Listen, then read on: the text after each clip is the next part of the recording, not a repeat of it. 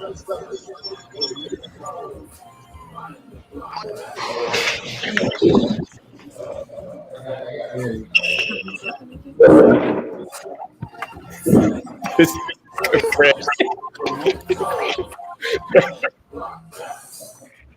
everyone, how are you? It is Wednesday. You're listening to 97.5 FM KDEE. I am Agent Key, and we are selling Sacramento. The United States cannabis industry, it's currently worth $10 billion, and the industry has quickly established itself as one of the fastest growing ones in the country. All the while, its founders present the glaring implications of the privilege attached to its profit. While those criminalized for marijuana use and sales continue to serve time for past crimes or are completely barred from capitalizing on marijuana's positively reflecting trends. Significantly high barriers to entry, astronomical startup costs in some cases, and a lingering stigma all continue to pose roadblocks. My guests on my show today, I'm going to ask somebody on here to turn off their speaker. One of my guests has a speaker on, it's giving us feedback. My guests today are a part of a phenomenal crew, a phenomenal set of business people here in Sacramento. Let me just turn that off for a second. They are trailblazing. And trailblazers are often blazing a trail long before we see the trail. I gave you that opening, and I want to share one more piece with you before I introduce them. This is a two-part series, and I can already hear someone saying, Keisha, you talking about marijuana on your show? Or what does this have to do with real estate? And it has everything to do with real estate. And when this show is over, you will understand exactly why I'm talking about this on this show. I want to share something with you. In 2018, there was the launching of what's called the Revolt Summit. And they launched it in October in LA. And there was naturally no better locale to set up a conversation with industry leaders on the fight for social equity and the extreme importance for disadvantaged communities to get in at what is currently the ground floor of the cannabis industry.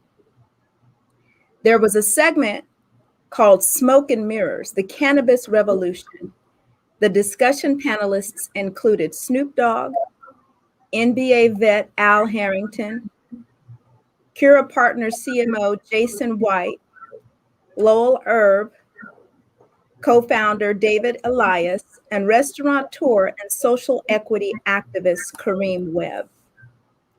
During the show today, I'm going to play a segment from that summit, because I think it's important that you hear what's going on nationwide and most importantly, locally. I want to introduce my guest to you today. And if I didn't say before, I want to say this is part one of a two-part series. Today we have the men. Next Wednesday, we will have the women. On my show today, Malachi Amin, Executive Director of the California Urban Partnership, with a focus on building economic security in communities of color through policy research, education, and organizing community action. Hey, Malachi. Greetings. We have Mr. Brandon Bolton, Cultivation, Manufacturing, Distribution, and Retail, founder of the United Core Alliance in Sacramento. Hey, Brandon. Peace, everybody. Very, very honored to be here. We're honored to have you as well. And no stranger to the show, Mr. Mike Snell is back, ladies and gentlemen. He's a pending dispensary owner. So he's going to be, all of them have different, are working in different segments in this industry. And I want them to talk about that as well. Mike is a pending dispensary owner. He's in residential real estate and retail, the logistics and supply chain management, and cannabis social equity advocacy and engagement. Hey, Mike, say hey to everybody. How we doing, everybody? I'm glad to be here again. Keisha, I'm so glad to share the airways with you again. You brought me on when I was just still wet behind the ears, coming into and allowed me on your platform, and even I dropped the seeds then, and now we're seeing it grow. Yes, and it's just exciting to see where you've come in just a short period of time. So you are out there really making it happen for yourself and working, I should say, in conjunction with making it happen for others within the community. So let's start with you, Mike, with what is your business? What area are you concentrated in, and how did you get here? If you could take a couple of minutes to talk to us about that, and we'll ask each of you the same question. Okay, so I started simultaneously while getting into real estate. I was also focused on the social equity platforms that allow us access into this cannabis space. And I qualified for it, got in, went through the process with Brandon, who's on here with us. And then simultaneously, we still maintained, I guess, engagement with also Malachi. He was just kind of like, Brandon and I, we were just still figuring this stuff out. Malachi, he was more of the centerpiece for, engagement and conversations for people that were trying to get into this space, and big help. And, Malachi, man, I love your soul, man. I tell you, I mean, I haven't met anybody like Malachi. Yeah. And, for me, my focus is going into District 8. So kind of in your farm area, Ms. Matthews. And so we plan, I'm looking at that area just because, there's no one really there in that area as far as in the dispensary and the retail space. So I have my eyes set on that area. I'm still fielding partnerships right now, interviews and everything, because right now, after getting the approval, it's like the draft season. So like NFL, NBA draft, the phone's ringing. All these current operating brands and companies, they want to partner with you, for expansion purposes. And Sacramento is a key market. It's the hub. It's the hub from everything for, a lot of the commerce and trade through the cannabis industry. So I'm just excited to be here. I'm so thankful to see, brothers I've been on the grind with through this process here with me. And we're just going to do our best to make sure we solidify, create our own ecosystem, because there's some other really big players coming in here in 2024. The floodgates haven't opened yet for big tobacco and big pharma, but we're going to be prepared for them. That's amazing. And you mentioned Malachi and his big heart. Malachi has been in this space longer than I think anybody even knew that the space existed. So Malachi, why don't you go next? Tell us what it is that's happening, how you got into this space, what you're doing, and what you're seeing. Well, thank you, Keisha. Again, great to be on with you and my brothers who are blazing trails in this space. I started in actually 2010, working as policy director for the NAACP in California, and moving towards decriminalization. But then fast forward to 2016, we saw Prop 64 get on the ballot. California voters approved that. I actually opposed Prop 64, even though it was moving towards decriminalization and legalization of recreational weed. There was no prescription for how local governments should carry that out in terms of access to the market share for those who've been survivors of the drug war. You know, that whole narrative around how somebody goes into jail, gets out, can't get a job, housing, college tuition, their neighborhoods gentrified, can't start strong businesses, children traumatized, that whole narrative, right? So in 2017, when the city of Sacramento implemented its portion of the war on drugs, and the they that's probably a Freudian slip. They did kind of implement a new war on drugs, but they started regulating cannabis. And so I was the lead community organizer, negotiator, raised a lot of money to hire attorneys and policy researchers. At the end of the day, we have what is called the CORE program. CORE is an acronym for the Cannabis Opportunity Reinvestment and Equity Ordinance and Program. And so the California Urban Partnership, we have a program called the Institute for More. So you've probably seen some of the hashtags out there, hashtag more for CORE. So that is what we're dealing with now. And now, who's on the part? Are all of you a part of CORE? Is it safe to say? So we're all every last one of us brothers are CORE, and I believe you'll have some of the sisters next week. I think so. Which we're looking forward to, because it's a it won't be anything without the women in this space. And so so I am one of the dispensary license winners, along with Brandon and Mike.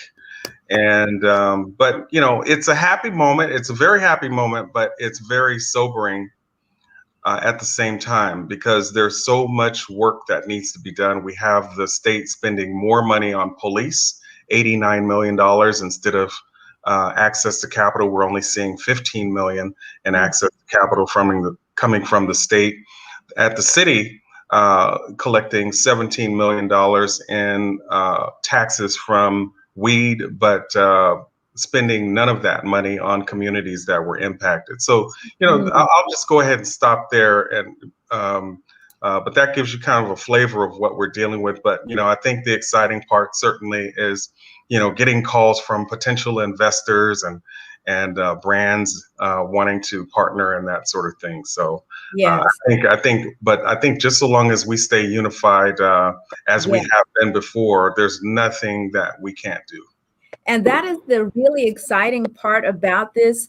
You guys, you're all putting off this energy that I'm excited for you, because I don't know what you've had to go through individually, but I know almost all of you on an individual level, or have seen your journey.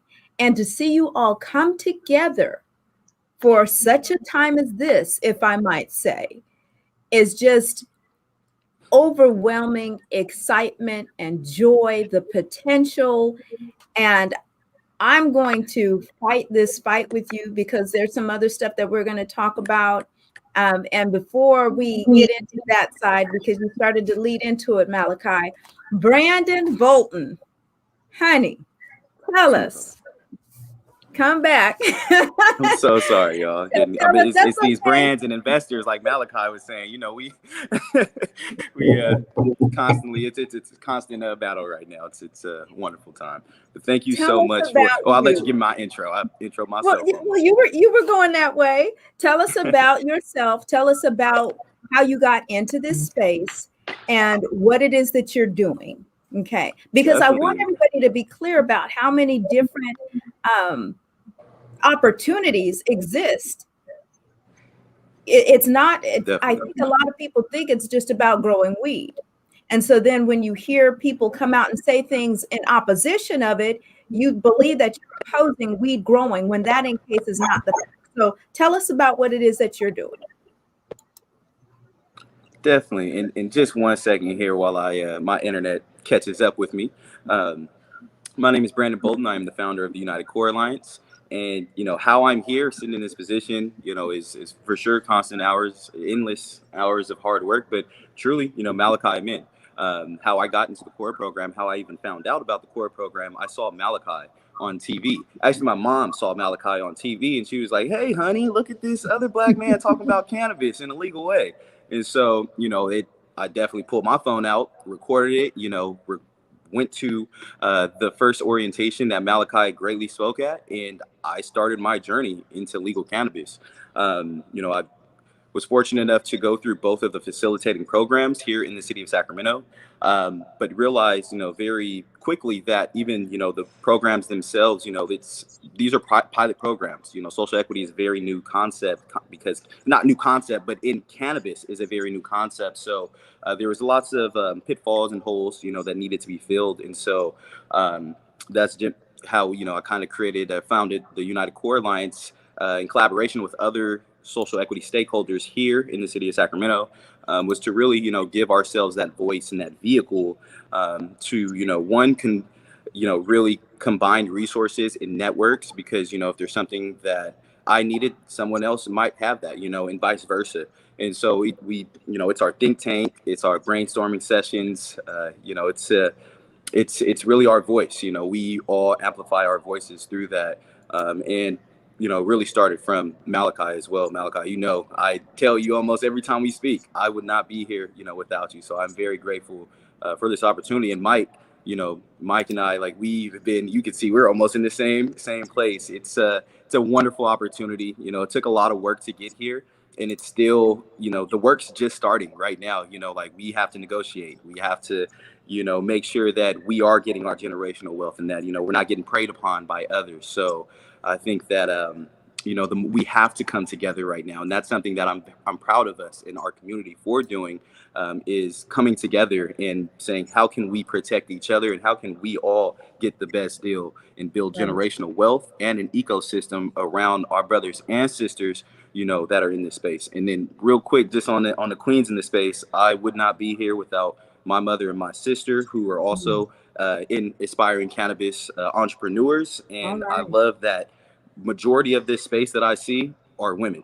When I first went to those events, I was going with groups of women, and women of color, just be specify that. So I see what's, the change that's coming in the next 5 years. And I think that this space looks a lot more colorful, and I think it has a lot more queens in it as well.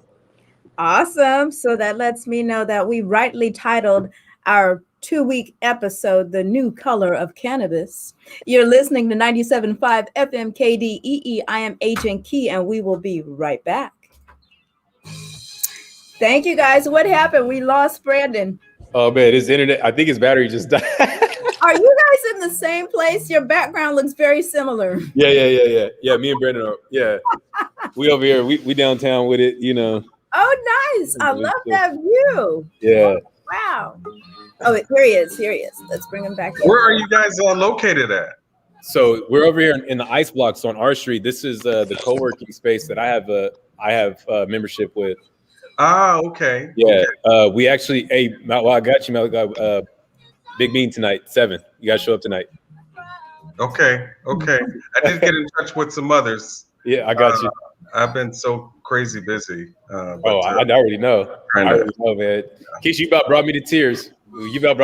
For a second, man. You're like, I can't even imagine your journey, and it's just like, when that comes to mind, I just like, oh man, like, I'll tell you, we've been getting dogged through this process.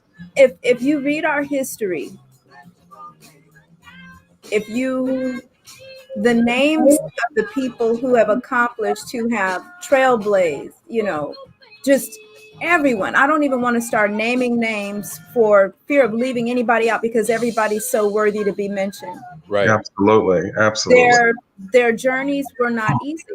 Mm-hmm. What we're dealing with, this hidden cloud of racism that's so deeply embedded in policy and regulations, and we can't put a finger on it, but we know the results and the stats and the numbers say Blacks are being driven out.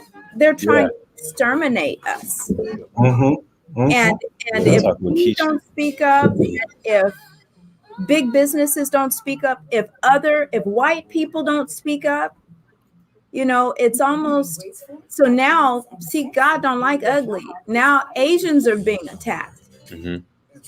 And agents want everyone to stand up for them, including Blacks, right? God don't like us. Well, you're getting a taste of what's happening to us. Really? There need to be laws to stop agents from being, of course, nobody should be targeted. Right. Just start with agents. Hello? Right. It's been happening to us for hundreds of years. I just saw an email from the California Cannabis Bureau that creates a priority license process for refugees seeking asylum. So they're now getting their licenses expedited by the state of California, and we still don't have a state certification for Black and brown people in California. Hold that thought. We're coming right back. Hey everyone, we're back. You're listening to 97.5 FM KDEE. I am Agent Key, and on today's episode, we are talking about the new color of cannabis. We have on the call with us Mr. Malachi Sekou Amen, Mr. Mike Snell, and Brandon Bolton disappeared, but I'm sure he'll be back because he's having some technical difficulties with his internet connection. But gentlemen, before we went on the break, I had you talk about where you were in this cannabis space. And Malachi, you started leaning towards what I want to get into. So there is currently a council member in District 2 who is proposing a moratorium on the licensing or issuing the licenses. Can you talk about that? Explain to the listeners what that's all about and where it stands. I think I read this morning that they postponed making a decision yesterday and put it off for, ironically, April 20th. Right, 420. Right. Yeah. No, happy to talk about that, Keisha.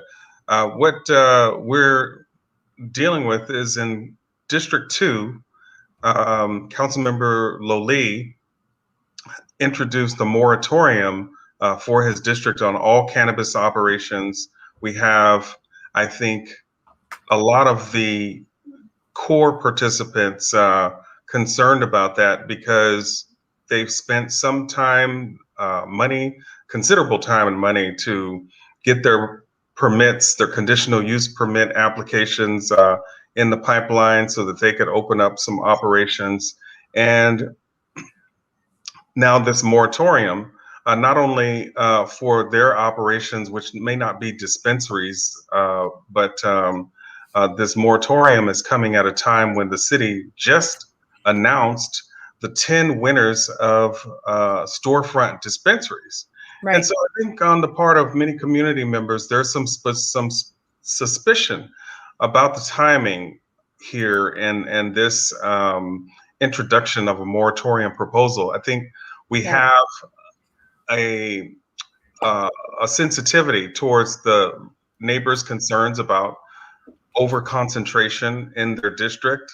I think anyone would be concerned, but at the same time, we have to temper that with the reality of how so many outside operators have been able to locate inside of District 2, inside of District 6, and they are not from the community, and the community is not benefiting economically from the presence of cannabis in their district. And when we talk about over concentration, we really have to talk about the over concentration of empty spaces that have a conditional use permit, but they're just sitting around, and those spaces are sitting around at a time where core participants are struggling to find affordable space and struggling to find access to capital. And so, we really need to be intentional as a city about how we increase market share and increase market access for core participants. And that's what we're dealing with. Now, currently, right now in Sacramento, there are 30 cannabis dispensaries. That's correct. There are currently 30.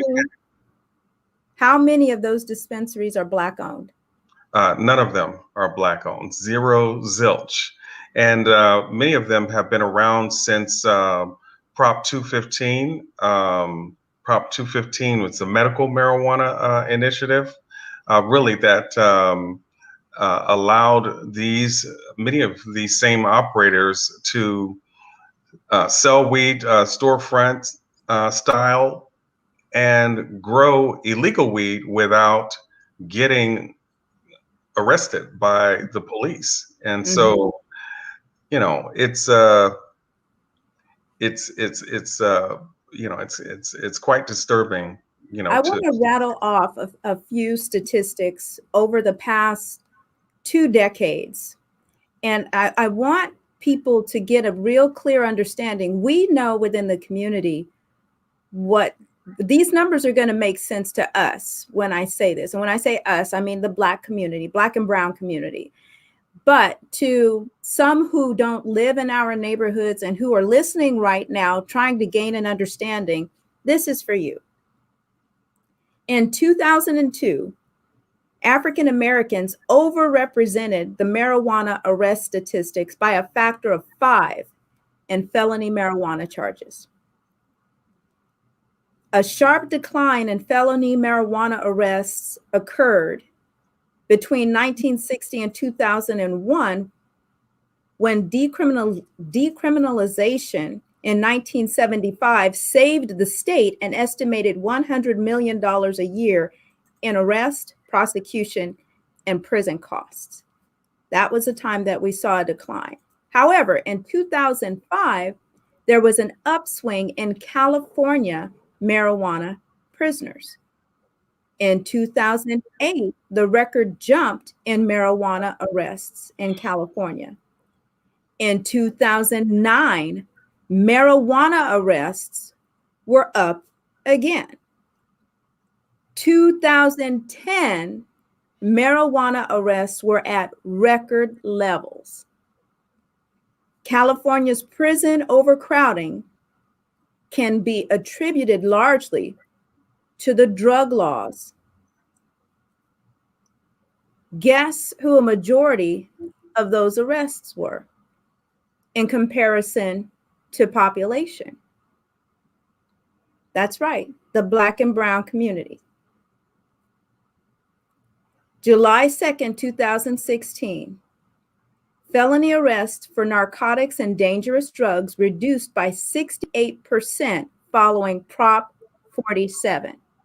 See what they did there? See what happens?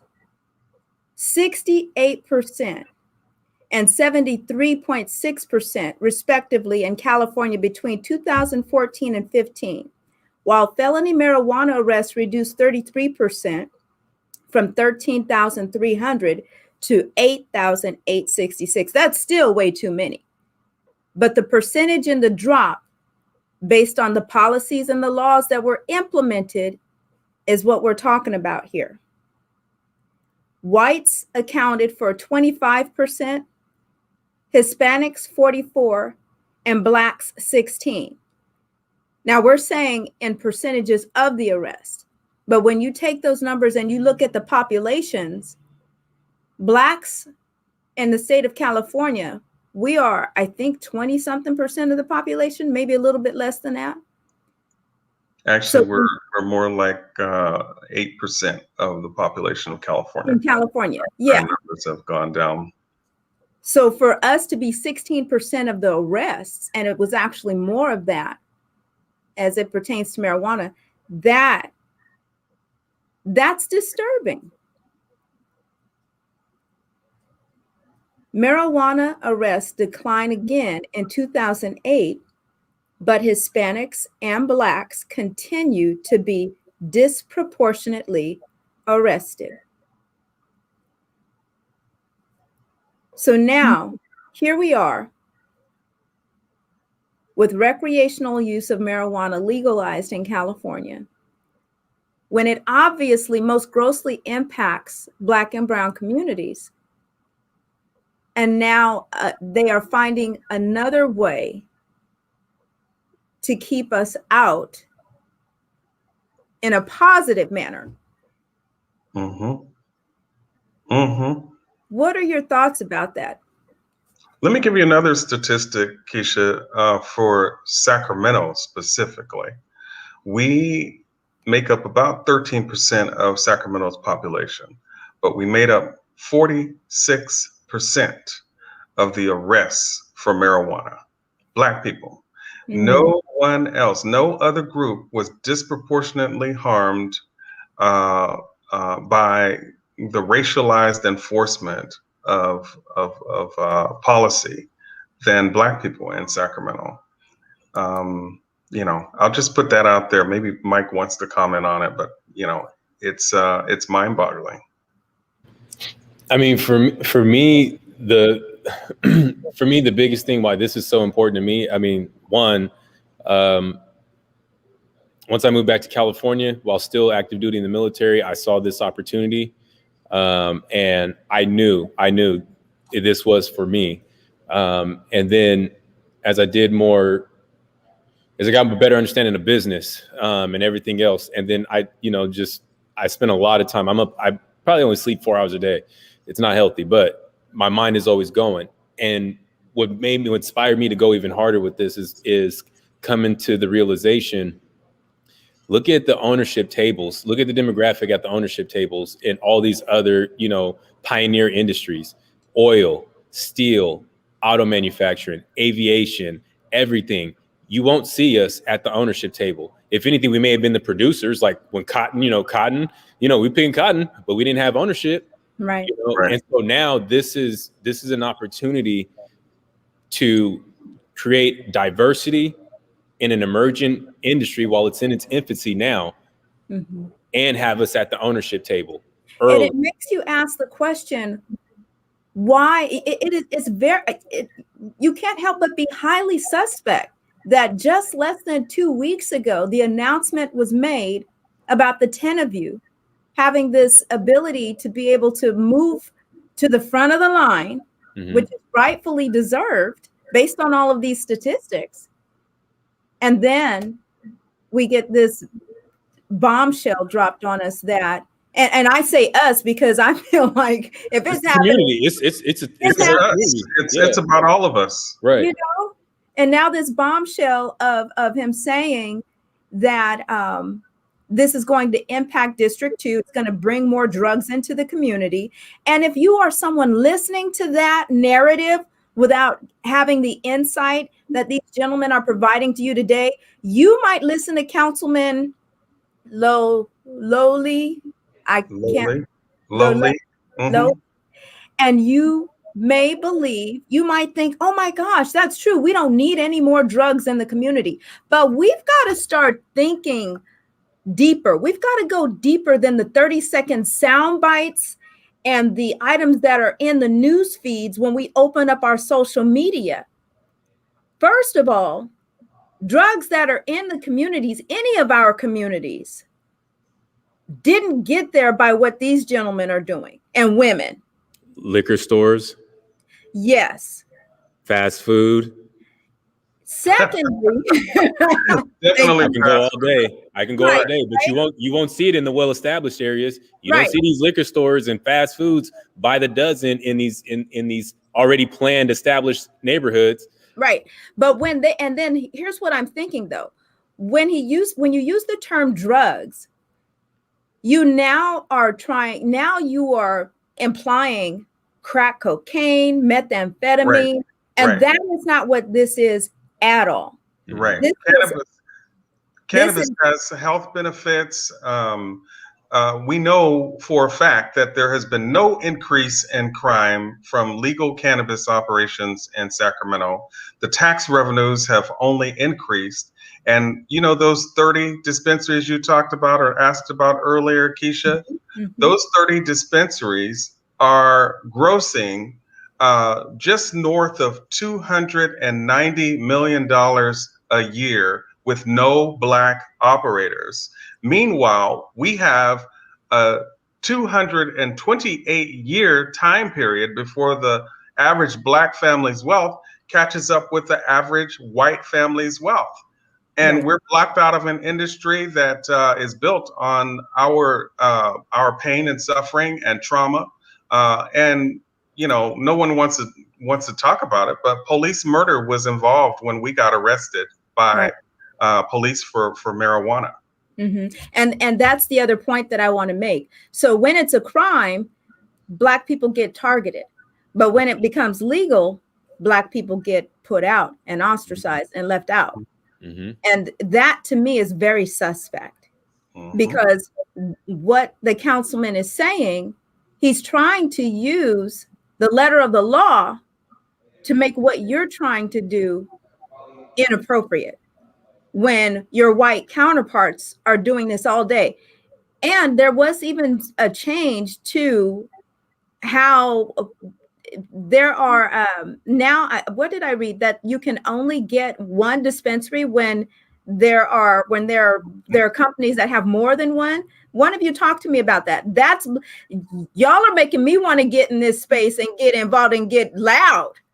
This don't make no sense. But you know what? The beauty of this is, what I love about the cannabis industry the most, it's something, these corporations, they can come in and bring a corporate model to it, and it'll perform at the capacity of that model. At the end of the day, the consumer base, the customer loyalty and everything, we're having more conscious consumers arrive at the industry now.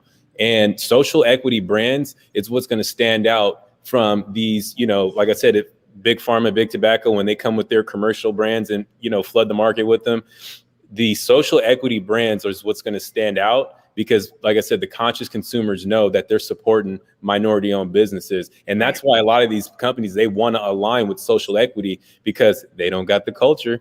We own the culture. We own the culture, and they can't take that from us. So that's why we have to make sure our deals are tight to where, we maintain that control, because we see the change in country music, don't we? Right. We see the change in rap music, right? I love that you said that about owning the culture. We have to solidify this. We have to solidify this. I do want to talk about that question that you had, though, Keisha, about the monopoly that was allowed to be formed in Sacramento. There are 9 dispensaries inside of a monopoly here, and the rules say that you can only own one dispensary. You can't have ownership in more than one dispensary.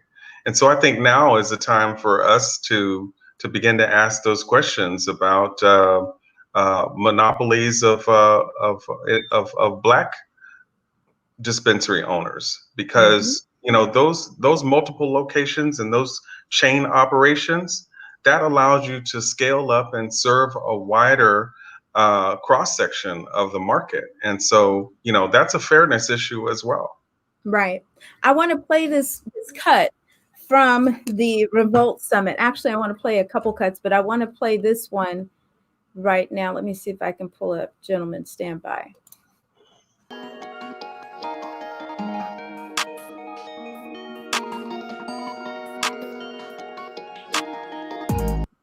Let me go speed it up to where we want it to go here. Kareem, how is the message of economic equality and participation a competitive advantage for a cannabis company across the board, from cultivation to distribution to retail and brands? How can it be a competitive advantage? I think, cannabis is synonymous with wellness in general. I think wellness is synonymous with love. And I don't think you can have love without having equity and fairness. And we live in a country where income inequality is an issue, where criminal justice and the disproportionate application of it is an issue. But right now, because there's a limited amount of licensing, this is not like a wing joint or a hamburger stand that anybody can open anywhere. There's a finite number of licenses across every jurisdiction as you grow across the country. So who gets these licenses really matters. And we have an opportunity to advocate for what's right, for fairness. And thankfully, we have progressive legislators around the country who are pushing back against what we've already seen be established in this industry, where very few, very wealthy, mostly publicly traded companies out of Canada control almost all of the medical licenses in the Northeast, Midwest, et cetera, But as things go from the medical space to the recreational space, progressive legislators are pushing back, making sure that a number of people from communities that have been dogged by the war on drugs get access to these licenses. So what we do at Fourth Movement is we say, we don't make you wrong for where you are. We're gonna surround you with all the resources you need to win. And that's really what it's about. There's a finite amount of money here. Who's gonna get it? Because we know what happens when we own businesses in our community, what we do, where we send our kids to school. You know, there's a lot of conversation about fairness as it relates to gentrification. If you don't have money, you don't have resources, you can't invest in real estate in your community. You can't invest in restaurants and businesses that employ. You can't leverage your cultural competency to be self-determined for what we see in our community. And I think cannabis is a once-in-a-lifetime opportunity, brand new industry. It's not a brand new thing. It's existed since the beginning of time. But the legalization of it and the regulation of it in this country, there is a finite time, and the time is now for us to unite around what fairness looks like, so we get as big a piece of the pie as possible, so we can determine our own outcomes and don't have to work for anybody else. Now when I heard that was just, it was affirming. And I'm sure that's how all of you feel. This is so freeing. We're talking about land of the free. This is a piece of the pie of the land of the free. Mm-hmm. It's not like you guys just popped up overnight. You've been doing this and working at this and 6 years. 6 years, lost a career, got embarrassed, everything. The federal government embarrassed me in front of my peers, my subordinates, everything, all because of use. And they tried to pin a kingpin charge on me just for seeing pictures in my phone from visiting farms and making connections and relationships. That is something. That's something. And just the way that they could put the spin on it. When you're a Black or brown person in possession of it and it's illegal, the penalty that you pay. For some people, they're still imprisoned because of it. Mm-hmm. And not only are they imprisoned because of it, at the point of the 3 strikes rule, some of them are never getting out. And so hopefully we can change all of that around, but we need for the rest of the world to see and to join in with us. Like you were saying, Mike, this is about society this is the most woke society we've ever had. And I think that it's allowing for this to happen. We have the Black culture is literally black magic in a bottle. And I don't think that we all fully understand how powerful and how magical, and I'm just using that word very loosely, how magical we are. And what I mean by that is that the gifts and the talents and the skills that we've possessed have created who America is today. And we've not been in positions enough to be able to use that to be all that we could be individually, financially, emotionally.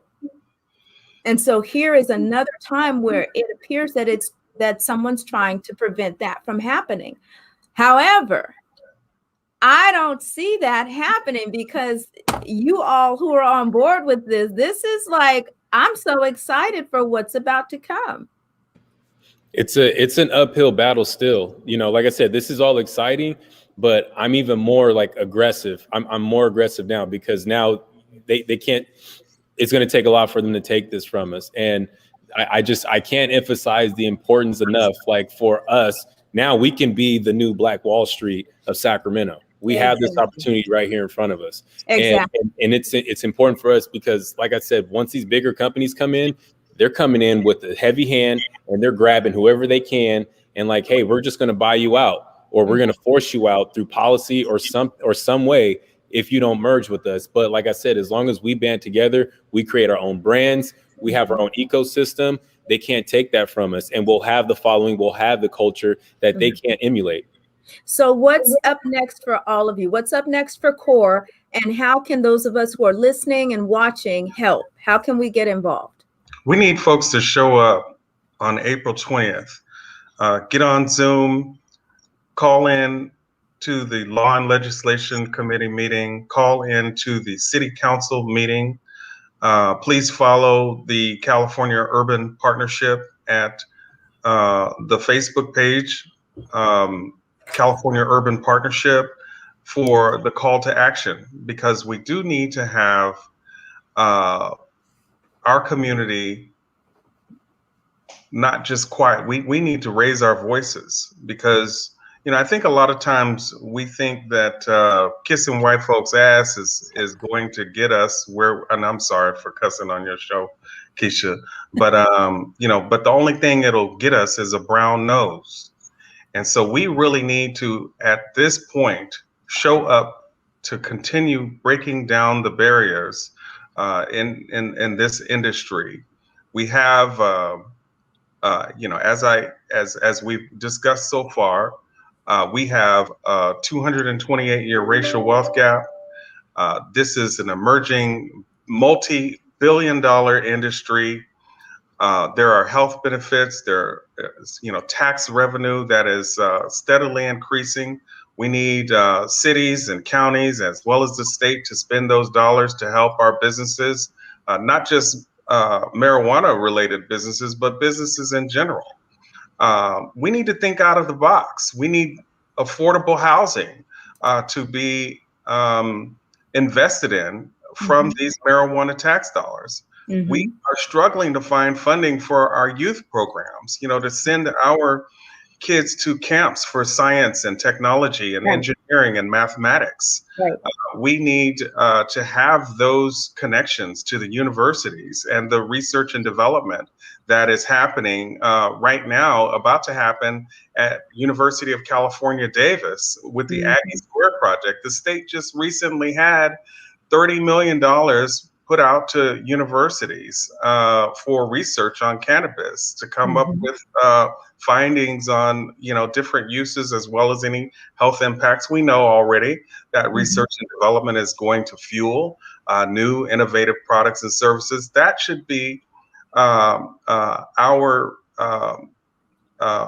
fruit. That should be the fruit of our labor. We're gonna take a quick break, Malachi, but when we come back, I want you to finish that, and we want to hear.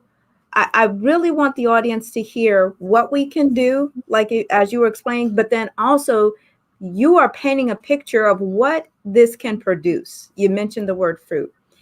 I want you to talk a little bit more about that when we come back. You're listening to 97.5 FM KDEE. I'm Agent Key, and we'll be right back. And we didn't even touch on either, Malachi. We're talking about the crumbs that they want to give us. Remember, initially they only wanted to give us 5 licenses. They only wanted to put out 5. We had to go up and fight. We had to go up and fight just to get the other 5. And so we should have 30. Well, we should in fact have 30. But this, again, that's the policy. That's the legislative climate that we're dealing with. But at the end of the day, like they've opened up the door. It's cracked enough, so the real ones have slipped in. It's not a game anymore. So, it's almost like because they took to get us here. All of us, for our lineage to even be in this position right now here in Sacramento, however we got here, our lineage was taken. They weren't asked to be here, so we ain't asking to be in this position. We taken. Right. That's right. I love that. I love the fact that the individuals who reviewed all of your applications, they said they did it blindly. They had no idea who anybody was. And these were individuals who were already professionals in the area. And Mike, you said, y'all are the real ones. They had no idea. They had not a clue. They messed up. I like that you fought for the other 5. Who is responsible for creating the equity opportunity that this produced? Where did that come from? From the city of Sacramento? Who initiated that? This was Malachi. This was his work, his tentacles. I mean, this man's an octopus. He's in every, and it's not even just for this, but it's also on the what do you call it? Community service side as well, and so this is what better player to have with us, and especially like he's older than myself, Brandon, and a couple other individuals. So I mean, who you calling old? Hey, I'm just saying, you got a couple more little grades than me, so I'm just saying, I'm gonna lean on you. You're right. You're not lying. You're not lying. and I mean, and the biggest thing, the other thing too, shoot, what was I saying? Because they only wanted to give us 5. Oh, whatever. It'll come back to me later. But I mean, nonetheless, I'm just glad we're in this space, and we have we have the capability now where we can bond together and have a strong position going forward, with the right representation representing us, because we realize too, we can't do this like what they're expecting for us to do, like that cookies brand and be all trapped out and all that stuff. No, all of us that are in this space, we realize we're smarter. We understand the growing larger consumer base is an elderly group, and we're coming right back. We're coming right back. Hold that thought. Hey everyone, you're listening to 97.5 FM KDEE. I am Agent Key. Every time we go to the break, there are these amazing conversations that happen during the break. And I almost want to say, stop, hold that thought. Let's talk about that during the show. So you all need to know that the Cannabis Opportunity Reinvestment and Equity Program, aimed at helping people disproportionately impacted by the war on drugs, helping them enter the cannabis community, is the brainchild of none other than Mr. Malachi Sekou Amin. So we need to give him, he needs to go down in the annals of history for this, based on where this is going, where this is right now, how far they've come, and what's going to come of this. Mike, can you talk a little bit more about how you feel about what Malachi has done? It's so strong. It's such a strong influence because, again, these programs aren't the end all be all for everything, but it's what was necessary to even be in this position now. It was necessary to have an organized focal point for conversations, brainstorming, and that's what we've been doing this whole time. We weren't working next to each other day by day, but no, we had our check-ins, we had everything. We knew a focal point where to reach and connect and get information across to the right channels. And that's necessary because look at the whole divide and conquer concept. Right. That's what comes into play. So that's why it was important for us to have these platforms and these different chambers. Now, were they all on the same accord? Not necessarily. Did they all get the same funding? Not necessarily, because you had the Black chamber, you had Asian chamber, and then you had a Latin chamber, and so it wasn't the same.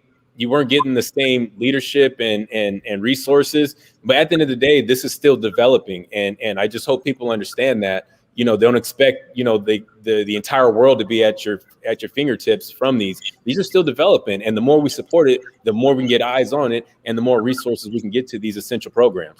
Thank you, Malachi. How did you get the city to buy into this?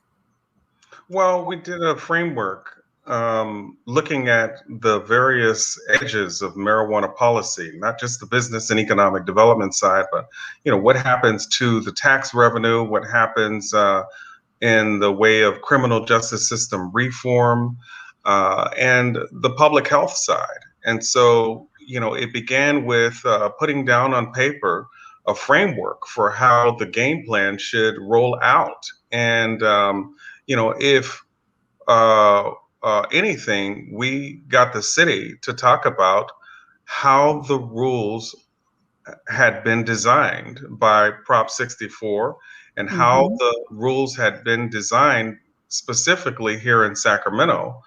And,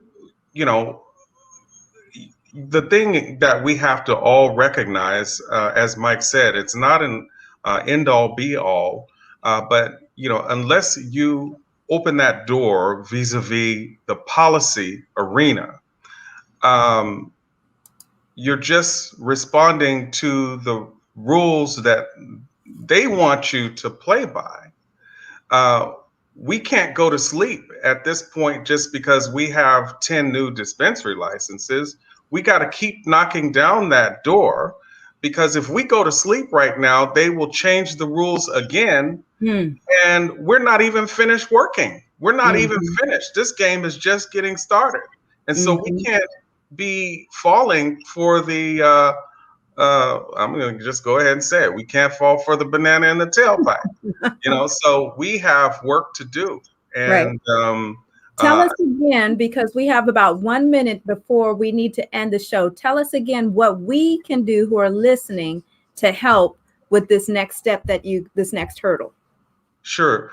Please follow the California Urban Partnership Facebook page, and we will have a call to action that is coming out next week on Monday. And in that call to action, we're going to be asking you to show up at City Hall, sign up to have your voices be heard, to say, hey, look, don't shut us down. Don't shut us out of this industry. Make sure that you're spending those tax revenues on our businesses, affordable housing, and youth programs. We want all of the licenses from now on to exclusively go to core program participants, because the city has not achieved its 50% goal.